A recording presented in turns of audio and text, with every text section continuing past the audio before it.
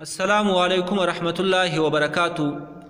عقیقے کے گوشت کے بارے میں ساتھی نے پوچھا ہے تو اس کا جواب یہ ہے کہ عقیقے کا گوشت خود بھی کھا سکتا ہے، ماں باپ بھی کھا سکتے ہیں اور رشتہ داروں کو بھی کھلا سکتے ہیں۔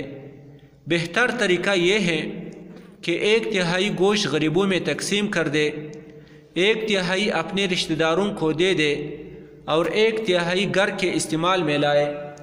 لیکن اس کے خلاف کرنا بھی جائز ہے، کیونکہ اس گوشت کا صدقہ کرنا واجب نہیں ہے بلکہ جائز ہے اور مستحب ہے۔